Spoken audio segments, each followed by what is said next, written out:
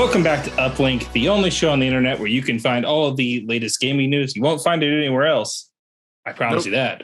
No one else covers gaming news. That's right. And as per usual, I'm Andrew Hamilton, and I'm joined here by my co-host. I was going to point in this direction as if you're actually right next to me. Mm-hmm. Roy Ogletree is here with us again, and we're back with the latest in gaming. And to start with, we'll have quite a few stories to get through this week. Some interesting stuff happening in the industry across the board. A new PlayStation rewards program. A couple of announcements from Ubisoft. Some good, some bad. The Unity CEO did some stupid stuff. Mahjong and Minecraft make a statement on NFTs. And Square Enix also does a thing with NFTs. Then we'll get into some of our Comic-Con predictions, which will have started yesterday by the time this goes up. And then we're going to talk a little bit about what our most anticipated game for the rest of the year is and what our most disappointing game for the first half of the year was. And just kind of talk about what else is coming up. So links and time codes in the description. And let's jump right into it. So first up on the docket, we've got PlayStation's all new program. It's a loyalty program called PlayStation Stars. Basically a way to allow players to earn physical and digital rewards by completing objectives and challenges and earning trophies in games. So an incentive to play more, an incentive to be more involved in Sony's activities. So loud all of a sudden in my ear. Sorry, I got an email and it was da-da-da! Oh, okay. I was like, what is wrong over here? Blew my ear out for a second. I'm just going to close that. I don't need that. But what do you think about this? Okay.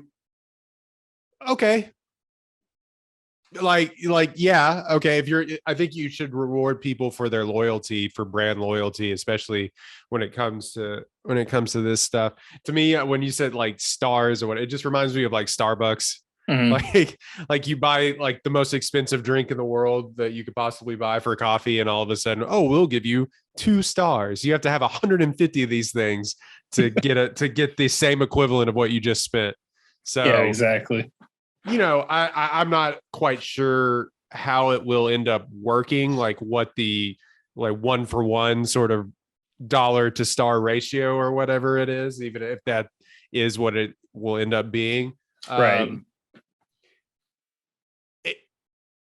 I am a sucker for, like, I rarely do it, but you should always download the app at whatever place you're eating or wherever, like movie theater you're going or whatever you do. Like, you just should do it. And I know it's just more apps on your smart device or whatever, but I promise you that however little money that you save, you may think you're saving, like the 20 cents off concessions or whatever. It is still money saved, or in this case, money earned with these rewards points. Right. It'll be interesting to see what you redeem them on, or what they allow you to redeem them on, or how that works. It's interesting because there's actually already a program that Sony does that's like this called Sony Rewards, which lets you earn points on purchases of Sony entertainment items. This is kind of a similar thing. So I'm wondering if Sony Rewards is maybe going to go away eventually, but they have like a catalog of physical items. What they've said about this is that all PlayStation Stars members will have an opportunity to earn loyalty points. Points can be redeemed in a catalog that may include things like PSN wallet funds and select PlayStation Store products. But additionally, if you're a PlayStation Plus member that you enroll in PlayStation Stars, you automatically start earning points on your purchases. So that's an additional layer to it. So you're getting more stuff. So it sounds like it's going to be very similar to Sony Rewards, where you're able to earn the points, redeem them for digital currency and or physical PlayStation rewards and stuff. There's going to be special like giveaways and stuff. I think it's cool. You don't really see a whole lot of these loyalty programs free. In digital. Yeah, it will be free. It's free, so there's like zero brushback to actually doing it. Something that did receive some pushback is that they pushed back Avatar Frontiers of Pandora from releasing this year. Ubisoft pushed it to the 2023-2024 fiscal year calendar. It's interesting because literally the only thing we've seen on this game to this point is that reveal trailer, which was done in engine but doesn't feature any real gameplay. It's much been like a lot of stuff that's associated with Avatar. Yeah, and maybe they're trying to keep it more authentic to the Avatar experience by constantly pushing the product back. That seems to be seems to fall in line. So I think that we swear, guys, Avatar 2 is coming out. Yeah, we promise. Ubisoft said that the reason that they did this push is because they want to launch the Avatar game as a new brand IP for them to make multiple games in the series. So the launch has to go perfect. They're really worried that the game be bug free, that it not come out with any boring content. They hired an additional 100 QA testers for the game. So there's a lot of interesting. Does Ubisoft know who they are? So they've changed. They know like the 18 last Assassin's Creed games that they've released.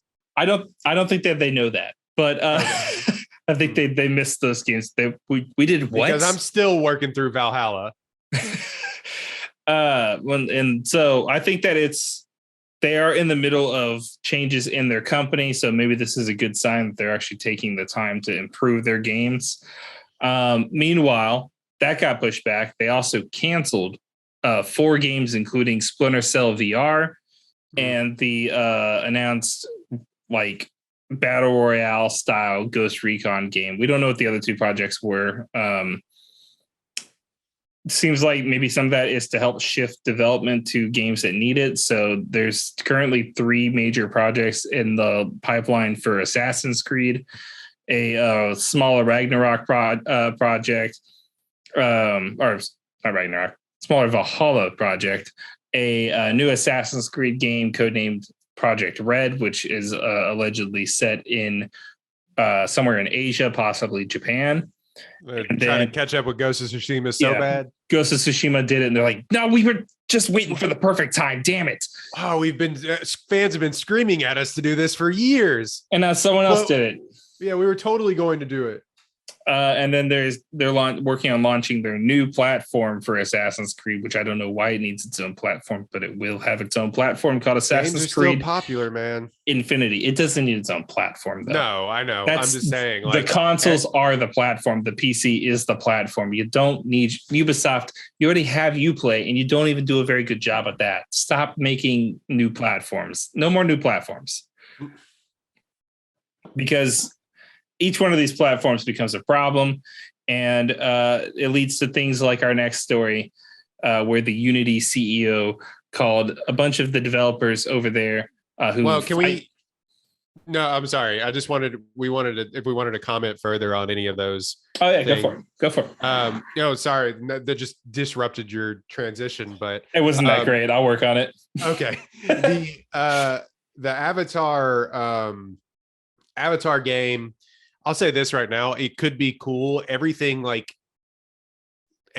based out of that unit. Like I've gone back and I've watched the movie. The movie was a spectacle when it came out. There was a reason that it made $1 billion. Still looks great today. Like $2 billion. Still looks interesting. You go back and you watch it on your TV. It looks like a video game cutscene. It looks like a Mass Effect cutscene. Yeah, a little bit. But everything associated with that IP outside of the movies has actually been really fun. Like, I'm not sure if you've been to Disney World, but they have like a VR sort of soaring ride where you ride on the back of a banshee. And it's one of the best things that they've come out with in Disney World for in a long time. That's rad. And so everything kind of associated with Avatar has been really cool. So I'm interested to see how that game works. Now I personally don't care about the movie coming. It could come out, it can't come out. It's going to make a ton of money. I'm going to watch it just because everybody's going to watch it. I love to see high quality visual effects put on display, and finding out like how much of that stuff is real and how much is CGI is going to hurt my head. But Ubisoft's coming out and saying that we don't want our games to be buggy or have to do any patches or anything is just comical to Yeah, me. but also that's the way you should always want that. They should have just been doing that the whole time. You should always want that, and like them saying that is a step in the right direction. Hey, but Bethesda, it's just false. It's just like a false statement that they're making. Like, allegedly, because it's gonna come out and they're gonna like, oh, wait for the first week patch. And you're like, you said, eventually they'll hit a cost to reward problem like they did with Skull and Crossbone, where they decide. Which I watched the trailer for that for the first time. It looks awful. You think so? It looks so boring. It looks like they took all the fun out of being a pirate and they've made it a monotonous trade route, just boring slog. And also Ubisoft, I don't know what to tell you, man. It looks like the same engine from it literally Assassin's Creed 4. It literally looks like, I think it is this reworked version of the engine they use for Assassin's Creed 4, but you have got to fix the dead eyes on your characters. Dude, I cannot, if the game has first person mode in it, I can't be looking into the faces of this. That's not okay. Person that never blinks. They're unfeeling, they're uncaring, they make me uncomfortable, and I'm upset about it. I don't just to continue, I don't necessarily care about is it Ghost Recon Battle Royale? Fine, take it or leave it. Splinter Cell VR doesn't matter to me. They're still working on the Splinter Cell. Weird. That feels weird to commit war crimes in VR. I mean, it's like half of gaming is committing war crimes. Committing espionage in VR just doesn't sound super appealing to my mental health. On a different note, there's an account I used to follow on Twitter that was breaking the Geneva Conventions in video games. It's just like listing all the different video games. Like in Watch Dogs, you can jump over the gravestones of dead soldiers, thus breaking this section of the Geneva Convention. And that's incredible. It's hilarious. I mean, it's awful, but it's also hilarious. Funny. It's a video game. You'll be all right. I mean, no Russia. Like, where do we start? Yeah, man. God, I hope Modern Warfare 2 doesn't do that. I just wanted to comment on those games, but continue with the CEO talk because that's all we do here. The Unity CEO is in some hot water. He's a ex-EA executive, and he's coming in with the hot takes. Now, I will give him a slight benefit here. His wording was a little different than a lot of the news outlets reported, but it's still not good. He said that devs who push back against monetization can be brilliant, but they're also effing idiots. Not ideal for the head of a game engine company to refer to the developers in that company as idiots. So this is and monetization's a highly, controversial topic in the gaming industry. Maybe don't make light of the challenges that those people face, or that they don't want to be considered like the grimy, greedy, game developer over monetize their game. Like it's a legitimate concern, and pushing back against overly chaotic and predatory monetization is not a bad thing. He's come out and said he's sorry and that he was taken out of context, but dude, you can't just say that they're idiots and then be like, whoa, you misunderstood. I mean that because you're not making money for me, you're an idiot. Yeah. You're not always an idiot. You're just, when you're not letting me have all the money. Lining my pockets, you're a big dum-dum. Yeah. I just can't stand that you don't want to put more money in my pocket. That's what I'm mad about here. Allegedly. I think that we've talked about monetization on this before on this show dozens of times now. Whatever episode we're on, 17, 16, 17? 15. 15. Okay. I should read the show notes.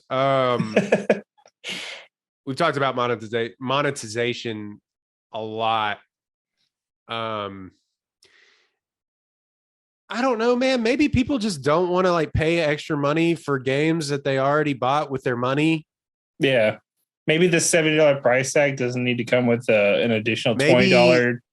The developers that you hire don't want to spend their time putting like skins in the game, skins and loot boxes in a game where they're trying to just finish. You know what I mean? In general. When gaming has gotten so much more complicated and game design has gotten so much more complicated, maybe they don't want to spend a good chunk of the development staff and time on monetization efforts. It's just not worth it for them.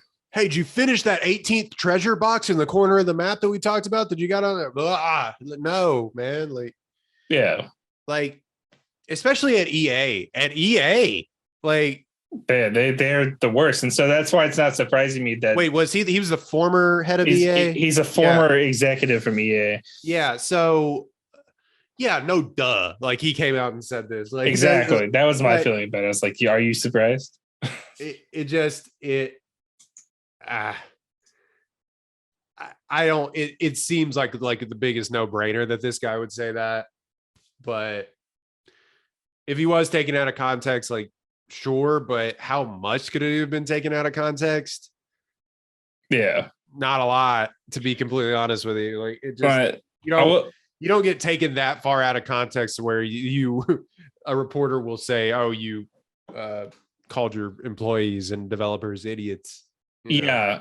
So he has come back again in recent days and said that what he meant by this was that there's a cycle of feedback that comes from choosing to ignore player input on monetizations.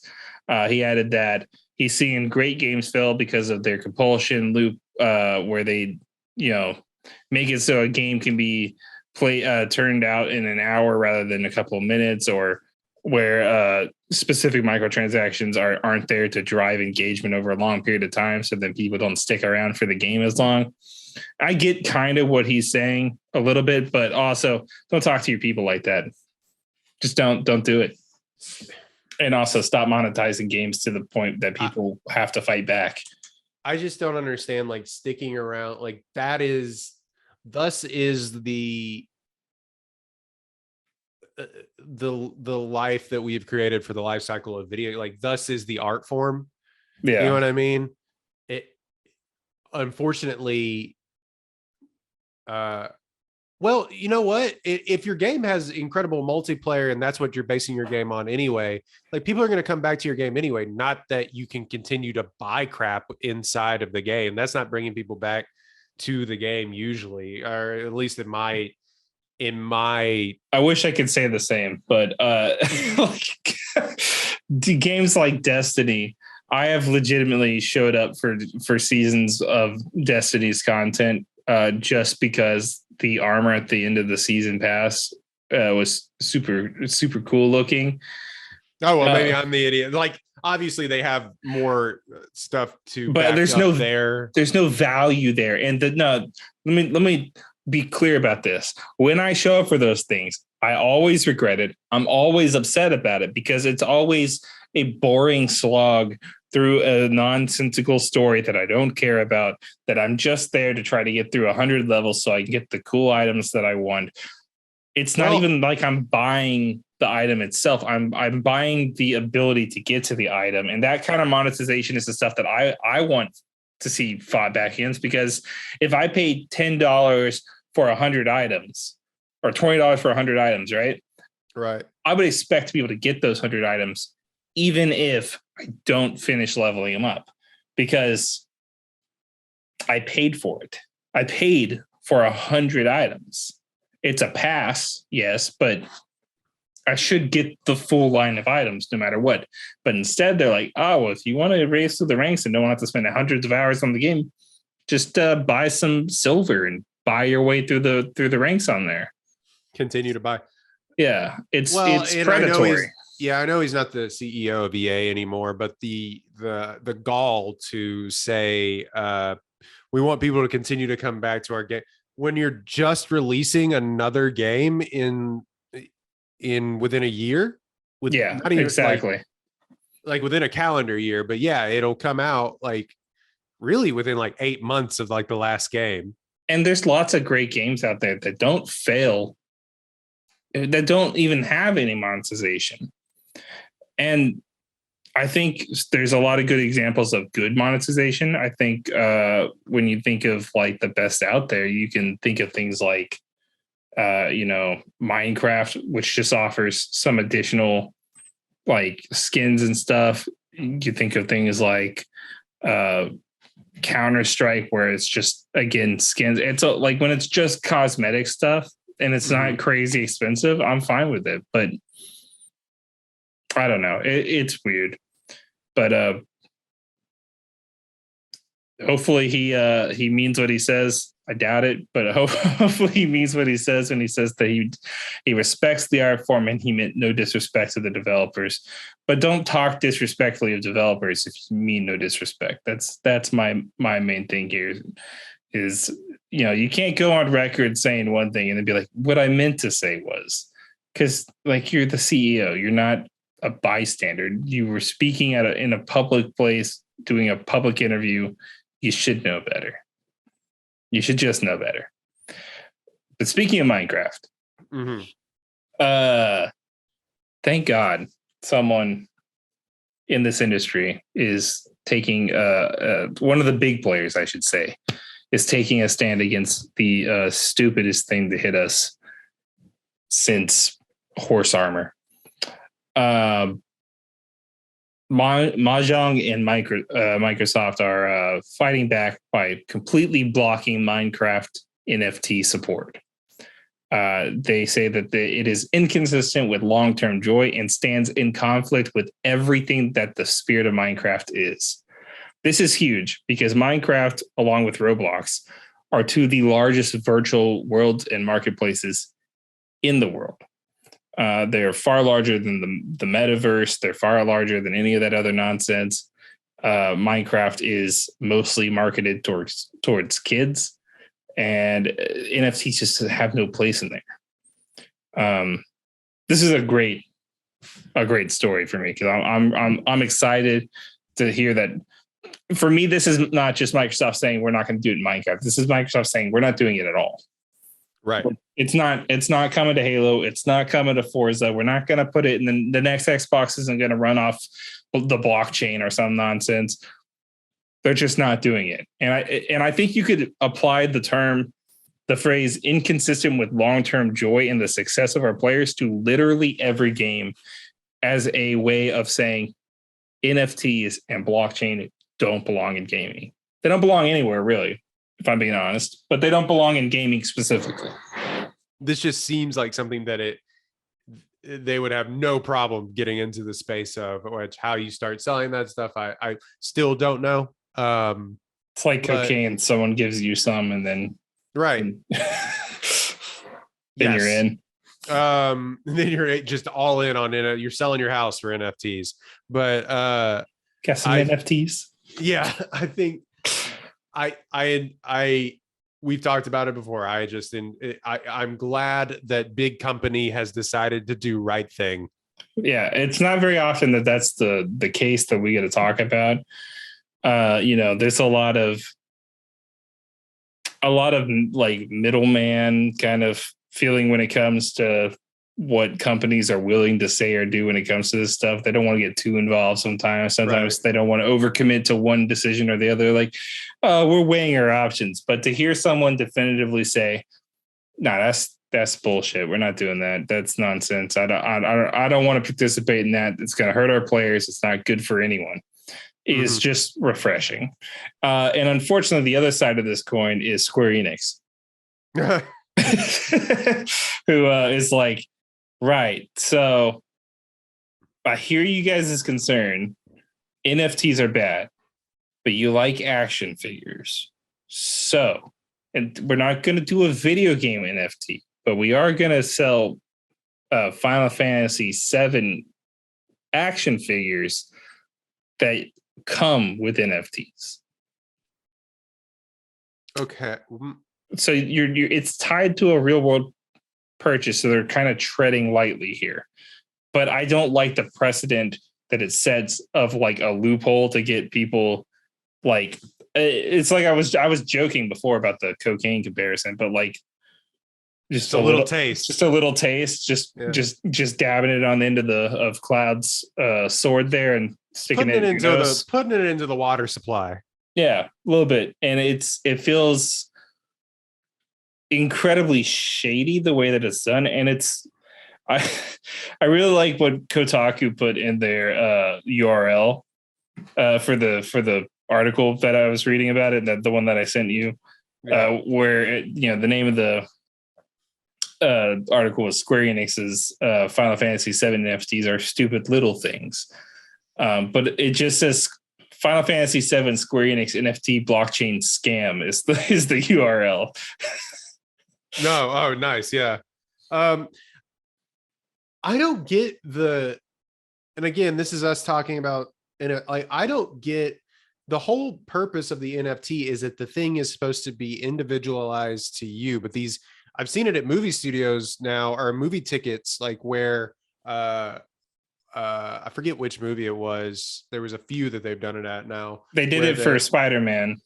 Yeah. Spider-Man was a big one where you get an NFT whenever you get your ticket early. And it's exactly. like NFT is supposed to be something that's not like super mass produced. So isn't that the whole thing? Artificially restricted quantities. It's like you remember the amiibo craze whenever Nintendo released all the amiibos, and there was highly restrictive supplies of those, which was artificially done on Nintendo's side to make them more wanted by people, because you'd hear about how rare the like Mario amiibo was or whatever. And that would make you want to go seek it out and have it and show it off to your friends. And it's the same idea. It's exploiting that part of your brain, that the FOMO part that's just worried about missing out on this opportunity to have this cool thing. But the difference is at the end of the purchase with the amiibo, I got a cool figure that I nice. I have. It's physically here. I can put it on my shelf. I've got it. I can take it with me. It becomes part of my environment, and it's part of my day-to-day life. It's there. It's physical. At the end of an NFT purchase, I have a URL that goes to a JPEG. It's not the same thing. And artificially restricting a digital item which can be copied infinitely. Are you kidding me? That's insane. Imagine if I took a JPEG of the Mona Lisa and then told people I've only got 5 copies of this. Right. People would just take a screen cap of it and print it infinitely. And then I could try to be like, oh, that's not the original, but it's not an original anyways. My favorite thing on Twitter, my favorite genre of tweet is like somebody, I just got this NFT, and somebody will just like screenshot it. Hey, I got the same one. I have it. And they're like, no, you don't. I love those. I love watching the NFT bros. Like, what you don't understand is you don't have the blockchain. You don't have the blockchain. Yeah, but isn't the blockchain just to this URL? Yeah. So I could go get this registered and then sell it, and then I would have it. And then I could sell it to someone else and they would have it. That's the problem with this whole thing, is it's a scam in the way it's set up from the get-go. They can restrict the flow of those amiibos because they're physical items. If they only produce 1,500 of them, then there's only 1,500 of them. Well, isn't this what the Final Fantasy creators are saying though? Yeah. So they're trying to kind of do both. They're restricting the number of these figures. They haven't said to how many. And then the NFTs are restricted to that number as well. So this is a more interesting approach to it. I still think it's really dumb. I do think that it won't go for very long. And also, you can only view them on a dedicated website, which won't be around forever. I don't know what the point of this is. They also lack the supposed value that typically lives on the blockchain for these things. So it's a real weird one. Thankfully, that's all the NFT talk that we have. for this Done. week. I don't want to talk. NFT. But I can't say that because no promises, guys. I really Done hope with we it. don't have Never to talk talking about it again. I really hope we don't have to talk about NFTs at all anymore this year. But I'm sure that I feel like we've had at least one story, at least every like couple of episodes of this where we get into another one. All right. But yeah, hopefully no more NFTs. Today's episode of Uplink is brought to you by Bell County Comic-Con. Nerd stuff. It's cool. Nerd stuff in a massive location full of other people is even cooler. So come on down and join us August 6th and 7th for Bell County Comic-Con, a celebration of all things pop culture at the Bell County Expo Center. You'll get a chance to see and interact with over 25 celebrities such as Tom O'Connell, the stunt actor who played Darth Vader, plus tons of artists and cosplayers. I'll even be there this year, bringing some of my famous awkward charm. Tickets are on sale now, and you can scan this QR code or use promo code HARDWIRED for a special discount. Visit bellcountycomiccon.com for more information and to buy tickets. I hope to see you there. The year has been kind of interesting as far as games go. We've had a lot of variety, I feel like, in the style of games and the types of games that we've gotten. A lot of the hits that have come out this year have been pretty interesting. How are you feeling about the year overall? Well, I haven't played everything, obviously, and I've played less. Oh, me neither. Less than you have, and yeah, I don't know. There just hasn't been the big sort of splash, maybe the big, Elden Ring, I think a lot of people talked about. I'm not sure how many enjoyed, but like truly enjoyed. It's the one of the best selling games of all time now. Oh, I know, but I don't know how many people like that come from my ilk were just like, yes, this is so much fun. You know what I mean? It's I'm playing it because the game is great, and that's a thing all on its own. Disappointing is I think just in general, I think just that as many, there's never been like there. For me, there hasn't been like and you get these every couple of years, so I don't know what I'm saying, but like there hasn't been like a generation defying game that came out this calendar year, really. I don't think between when did Miles Morales come out? Was that 2020? That was 2021. 2021. So maybe that, but like the calendar sort of year, the fiscal year between 2021 and 2022 and most of 2022 now. I liked Horizon. We talked about that last week, but I've spent a lot of time this year so far just replaying games. Yeah, because of PlayStation Plus and everything else. So it's hard for me to like the incomplete. I don't feel qualified enough to like talk about it. All right. Well, there just hasn't been enough that have. You're very selective in what you spend your time on. Yeah, I have this show and I have another show that I do about movies. So I'm like there's so much media that I have to consume that you got to pick and choose. And I get that. I play a lot of stuff. And also it's tough being married and like justifying spending $75. Like, dude, try having kids. Yeah. Yeah. I'm preaching to the choir, but try having 2 kids. Yeah. It's, man, it is like, I don't spend a lot of money on games, but I spend money on games. And luckily this show has given me the unique ability to get codes for certain games. I've been lucky enough to not have to purchase every game that we've reviewed, but there have been ones that I have had to purchase myself or that I would purchase regardless. I think that this year has been chock full of games that like I keep forgetting that really cool stuff came out. Yeah. So, just kind of recirculating throughout the year and kind of naming off some of the best ones that came out this year. I'm not going to include any remasters or anything. I also don't have an Xbox. So like, this is like, I didn't get to play Forza and like all that or Halo or anything like that. Yeah, that was all last year though. My stuff is running together. It's all part of the same continuous timeline. I get it.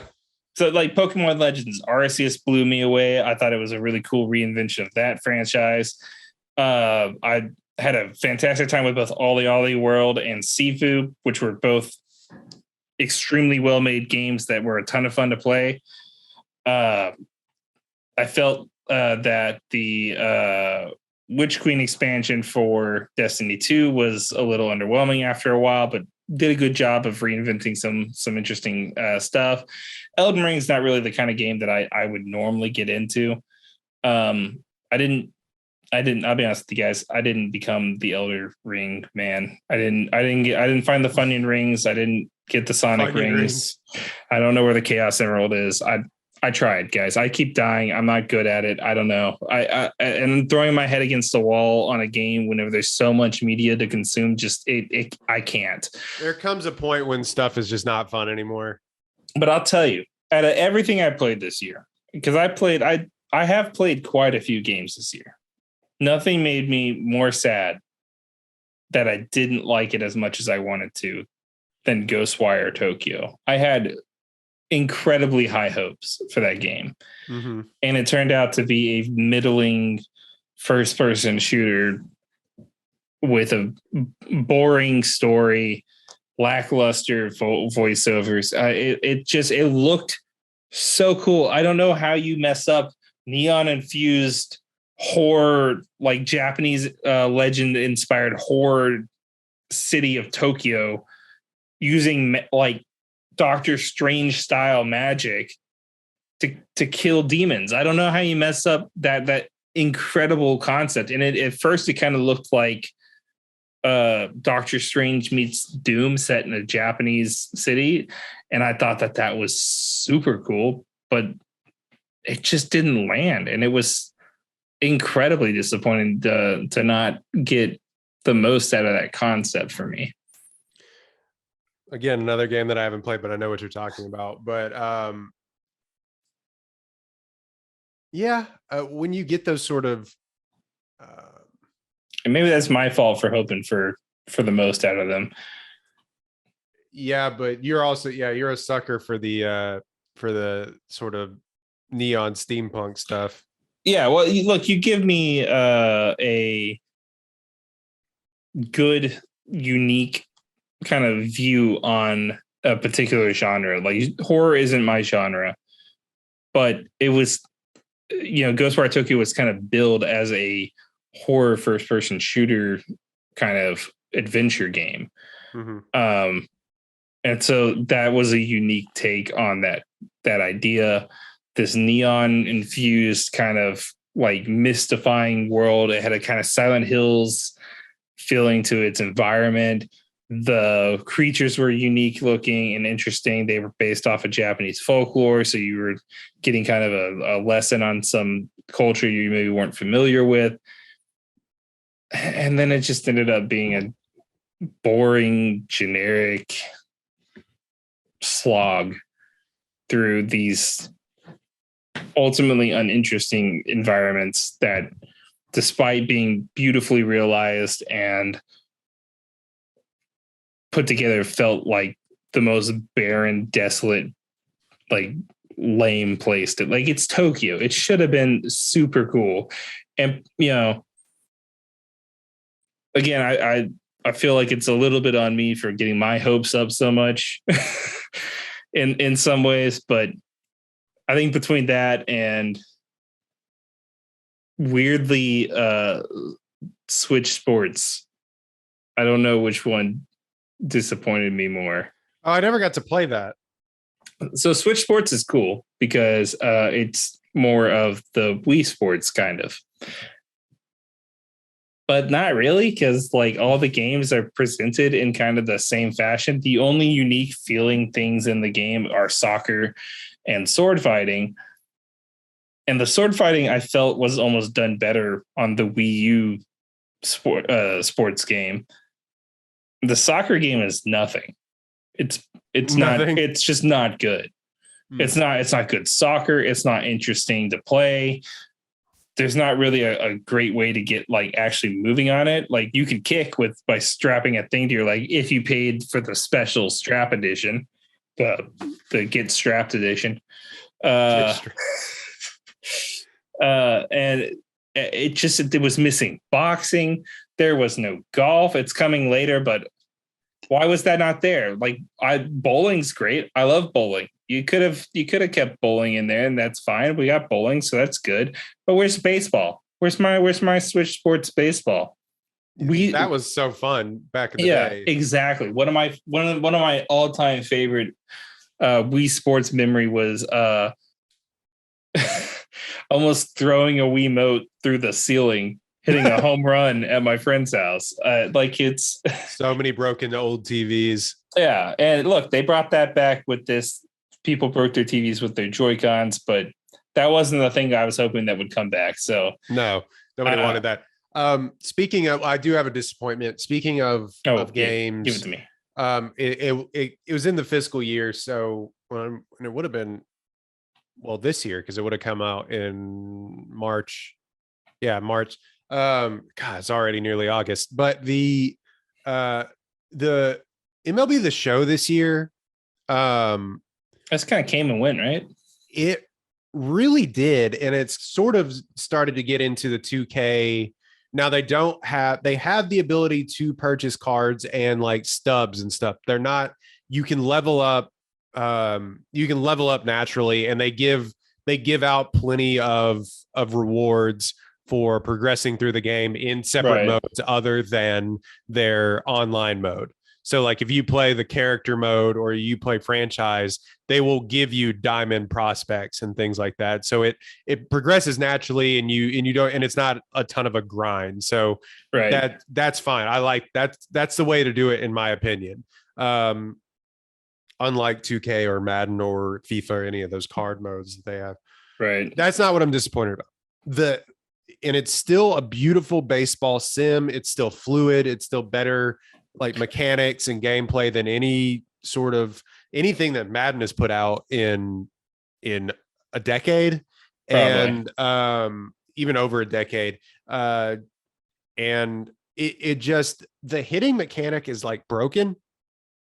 It is they try to push you to where you locate the ball with one of the joysticks and where you think it will be with this kind of circle in the strike zone and where you think it'll be, and then you'll find it and try to swing. And maybe I'm bad at the game, but other people have reported this as well, is that it's like you'll get a perfect swing. They also have a swing meter, so you'll get a perfect swing in a perfect location, and just you'll line out to the center fielder or you'll pop up to the catcher or something like that.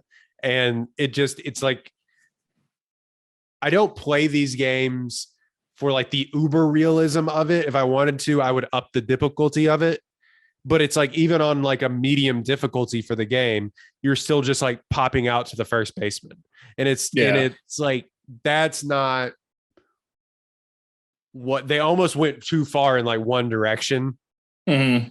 And it's where it's like I play this game, adjustment. So over adjustment. And so it just, it's kind of a grind to play like franchise mode and stuff like that, because you're like grinding out sometimes like 1-0 victories over the AI. There's like, that's not how I wanted to play. You know what I mean? That's not why I play sports games, me personally. But that's how it feels in that Mario Strikers game sometimes too. Yeah. So that was sort of a disappointment it's still like it's still like an 8 out of 10 for a sports game. Yeah. But they came onto the scene. San Diego Studios came on the scene so hot, like ice hot with those games back in like 2007, 2008. And I know they're older than that, but they like really sort of made a name for themselves by being sort of this better looking version of anything that you're playing sports wise, especially like 2K baseball, which stunk. Yeah. So yeah, just to me personally, it's sort of plateaued, and that's sort of disappointing for me. Yeah. There's just been so many things this year that just kind of hit like a real middle ground for me. That was just like, I mean, I was looking forward to this, but now that it's here, I don't even care anymore. Like it's weird to say, but I think playing through the Stanley Parable again was one of the highlights of my year when they re-released the Stanley Parable with new content. Like that was one of my all-time favorite games. If you haven't played it, you should play it. They released the Ultra Deluxe edition of it this year, which includes basically an entire sequel to the original game in it. It's still a 10 out of 10 biting commentary on the game industry, of mastercraft on player choice. It was so much fun, and it's weird to have that sensation of like the best experience being a retread of an experience that you had. Which is why I'm looking to this back half of the year to kind of save me, because I loved Forbidden West. Felt like it was a little blown out on the story side at times. Yeah, it's kind of a grind to get through that story where it's like, we have to do a lot more side missions. Combat was good, but it kind of felt like we didn't carry some of the progress for the character over as far as like personality goes from the first game. So I don't know. There's a lot of like, just not necessarily all middling, because I still feel like Forbidden West is a 9 out of 10 game. Elden Ring is, for most people, a 10 out of 10. For me, like an 8 out of 10. I like it fun enough, but I'm not getting into that. Neon White is one of the coolest like ideas for a game that I've ever played. I don't know if you've seen this one. Neon White is what just happened to my voice for a second? That was odd. Neon White is a game from Ben Esposito, I believe is his name. He previously did Donut County, which is where you play as a big hole in the ground and eat up everything. In this game, you are playing a demon angel type thing, and you're basically, it's speed running the game. It's a first person shooter, and you get through the levels as fast as you can. You go straight through, you just dive in, you get out in 15 seconds. But seeing what you can do to make yourself get like the fastest time and competing for that is so satisfying. And what's interesting is it's a game where the enemies do next to nothing to you, but that's okay because they're just cannon fodder on the way to the end goal of reaching the end of the level. So that's a fantastic game right there. But I'm hoping that this back half of the year delivers me something that really stands out as that. That's the best game this year. And if I'm being honest, for God of War. If I'm being honest, I already know what it is. It's God of War. My boy Kratos has never let me down before. I don't know why he'd start now, but even if that doesn't hit, I feel like there's a few other things at the end of the year that I'm looking forward to getting my hands on. I'm actually kind of excited about a Call of Duty game for the first time in a long time. So we'll see how Modern Warfare 2 turns out. I think Bayonetta 3 is going to be interesting at the very least. Marvel's Midnight Suns looks like it's going to be pretty great. Gotham Knights will probably disappoint most of you, but I'm hoping maybe not. Gotham Knights looks bad, man. It looks so bad. It looks bad, man. It looks bad. Batman. No, it just doesn't look. It doesn't. Yeah, the more I see of it, the less I want to play it. But I am interested in seeing. I could be wrong. I'm normally wrong. I hope I'm wrong. High on Life looks insane, which is from Justin Roiland's company. That game just looks crazy. I'm excited to get my hands on that one also. We're running long, but Callisto Protocol looks like something like I'll try to dive into. Probably more than likely a short game, but I'm interested in that. And hopefully Pokemon Scarlet and Violet provide something new for that series to give me a reason to. I guess I don't really need a reason. I'm a Pokemon fan through and through. I'm gonna stick around, but I do hope that they do something unique. I just received a code, and I'm going to be doing some coverage on a game called Koromon that launched on Switch yesterday. And it's basically Pokemon, but with all the features that people have been asking the Pokemon company to add for years, like a Nuzlocke mode, hard difficulties to select from, some alternate like routes for evolution and stuff. So I'll be interested to play that and then see what Pokemon's kind of almost response to it. I mean, not that they have to respond to an indie developer's game, but they're what their version of the next evolution of Pokemon is. But if I'm being honest, the only game that anyone cares about this year is the cat game. Stray. Stray is my game of the year currently. I have yet to download it. I meant to download it last night, but so good. Just be a cat. I personally own a cat, so he was being a menace yesterday, so I chose not to play the cat game. Yeah. So yeah. So don't reward that kind of behavior. Right. No, we're not gonna. Plus, anytime that I've played a video of it or whatever, he's just like kind of like got wide-eyed and like, where is the cat in this house? So I don't know if I want to play the game with a bunch of cats in it. There's like meowing and stuff. There's a Twitter account called Cats Watching Stray, and it's just people tweeting videos and pictures and stuff of their cat freaking out about the cat and Stray. It's a great game though. I've been having a lot of fun with it. I think it's a nice, far more relaxed, quiet experience. I mean, you ask someone like our guy Alex here, and he'll tell you it's boring. But I'll say that he also thought Journey was boring, and that game was about the journey.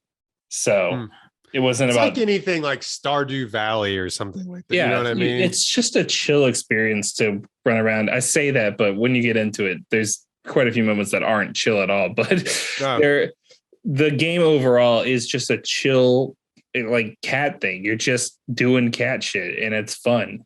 Like throwing stuff off the top of rooftops, nuzzling up to robots, taking a nap, making bread.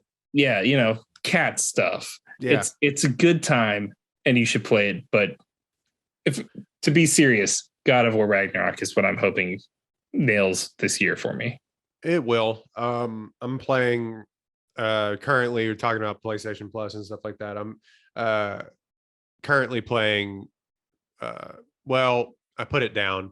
I speed ran basically Stick of Truth, the South Park game. I think we talked about this maybe last episode, but like I speed ran Stick of Truth, and then I got a pretty good ways through Fractured Butthole.